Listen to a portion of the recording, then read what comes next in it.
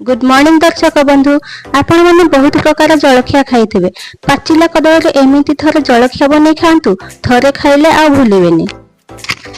मो एठी 7-8टा कदली नेछि, बेसी पाचि जाइथिले मध्ये चलिबो। याकु मो भल से चोपा छडे नेछि, तापर गोटे जगह आको आमे छोरी साहाय्य काटी नेबा। एई रेसिपीटी आपण माने घर बनै खांतु, पिला मानको ए जिंसटी बहुत भल लागिबो। पिला मानको प्राय टाइम रे ठंडा होई थाए ना, एमिति बनै खाइले ठंडा हेबो नाही। देखंतु एबे मु सब कदली को एमिति काटी नेछि, गोटे चामच साहाय्य ताकू चकटिबा को चेष्टा करछि, किंतु हेला नै। मु हाथ रे ताकू चकटी दउछि। देखंतु दर्शक बंधु बहुत भल भाव चकटी हो जाइछि। याकू आमे संध्या टाइम रे स्नैक्स हिसाब रे खाई परिबा। या देहरे एबे आमे गोटे गिना अटा देबा। जेउ गिना रे अटा नैथिले से गिना रे अध गिना सुजी मध्ये देबा। आपण माने जे अनुसार कदली नैथिबे सेही अनुसार अटा सुजी नेबे। एबे गोटे मिक्सचर जार रे मु 2 चामच चीनी दे ताकू ग्राइंडिंग करि नेउछि। एथिरे आमे चीनी रो गुंड पकेइबा, तापर स्वाद अनुसार लूण देबा। ता देहरे अल्प टिके पान मधुरी देबा। पान मधुर रो फ्लेवर टिके अलगा ना, मने रखिबे। या देहरे पानी जमा मिसेबेनी, कदली रे पानी थे ना से ताकू अब्जॉर्ब कर नबो। एबे पीढ़ारे टिके तेल नै ताकू भल भाबरे आउ थरे चकटी नेबा। चकटी नेले पिठाटा भल भाबरे फुलिबो। एबे टिके हाथ रे रिफाइन ऑयल नै ताकू मीडियम साइज रो गोल गोल करि नेबा। ए चकटा को आमे रेस्ट दबा नै, या देहरे चीनी मिसी छिना, रेस्ट देले हार्ड हे जिवो। देखंतु एही परि भाबरे गोल गोल करि नेबे। तापर पिढ़ारे अल्प तेल देई याकू बेलिबे। तेल देई बेलिले पिढ़ारे लागिबो नाही। रुटीटा को आपण बेसी पतला करिबेनी, टिके मोटा करि रखिबे। देखंतु एही परि भाबरे बेलिबे। एबे आमे गोटे ग्लास साहाय्य रे एमिति मझिरु कट करि नेबा। ग्लास रो मुह जेमिति छोटो थिबा दरकार। एबे बाकी सब को आमे उठेई नेबा।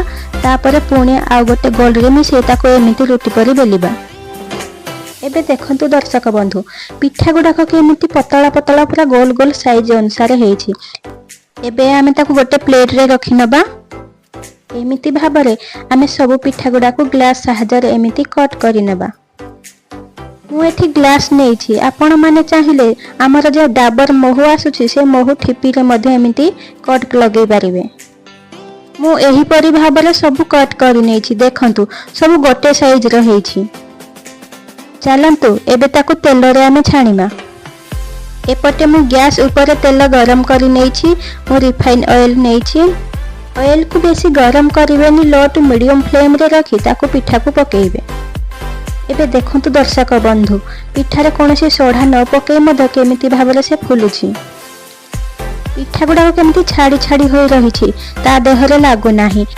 एही रेसिपीटी अधिक ऑयल मध्य टाणु नाही। एबे प्राय होई गलानी। एबे आमे ताको गोटे प्लेट रे काढी नबा। देखंतु केते सुंदर देखा जाउछि पिठा गुडा को।